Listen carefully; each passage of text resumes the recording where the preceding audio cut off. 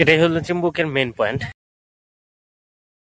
আর নীলগিরিতেও best, কিন্তু নীলগিরিতে লোকজন বেশি থাকে। ভিউ সেমই, কিন্তু ওইখানে লোকজন বেশি, এখানে লোকজন কম। চিম্বুকে উঠতেছি। এটা বান্দরবনের অন্যতম আরেকটি জায়গা, অন্যতম আকর্ষণ। এখানে 20 টাকা করে টিকিট নিল।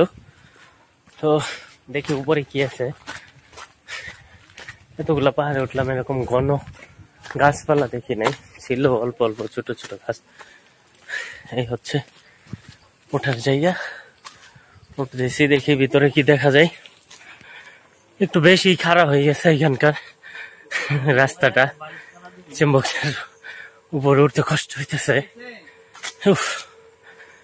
আসলে পাহাড়ের সৌন্দর্য দেখতে হলে তো, পাহাড়কে উপভোগ করতে হলে তো এখানে উঠতেই হবে, না উঠলে তো উপভোগ করা যাবে না। সবগুলাই একই রকম, মোটামুটি একই ধাঁচ।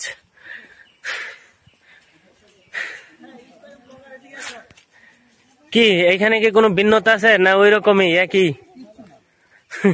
প্রত্যেকটা পয়েন্ট থেকে আসলে পাহাড় আর ম্যাগি, ভিন্নতা শুধু জায়গা।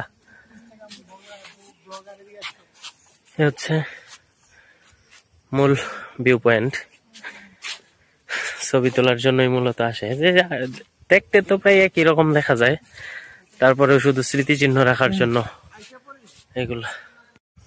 এটাই হলো চিম্বুকের মেইন পয়েন্ট, মেইন যে জায়গাটা, এখানে ছবি তোলার জন্যই আসে মানুষ শুধুমাত্র। ওই পিছনে পাহাড়ের যে লীলাভূমি, হাজার হাজার পাহাড়, শত শত পাহাড়, এগুলাই দেখার জন্য মূলত আসে।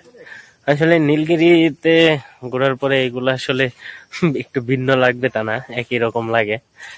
তো আপনারা যদি আসেন মূলত নীলগিরি থেকে একটু সময় নিয়ে ঘুরলে, তাহলে আর এগুলাতে জাস্ট স্মৃতি রাখার জন্য একটা ছবি তুলে নেওয়া যায়।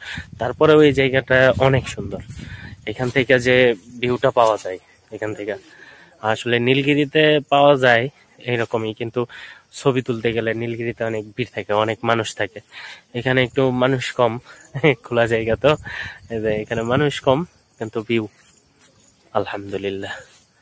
এই এই ছবি তুলতে চাইলে এটাই বেস্ট জায়গা। আর নীলগিরিতেও বেস্ট, কিন্তু নীলগিরিতে লোকজন বেশি থাকে। ভিউ সেমই, কিন্তু ওইখানে লোকজন বেশি, এখানে লোকজন কম। দেখি উপরের অংশে কিছু পাওয়া যায় কিনা। এদিক থেকে তো একটা দেখলাম ভিউ পয়েন্ট, বাকি উপরে কি আছে ওই দিক দিয়েও হয়তো গাছ টাছ নাই, হয়তো আবার ইয়া পাওয়া যাইতে পারে, কি বলে ওই দিক দিয়েও পাহাড় টাহাড় দেখা যাইতে পারে। কি আপনি ছবি তুলবেন না? ভাই ছবি তুলতে তুলতে ক্লান্ত, এই জন্য আর এই কি পাহাড়ে উঠতে চাইছিল না।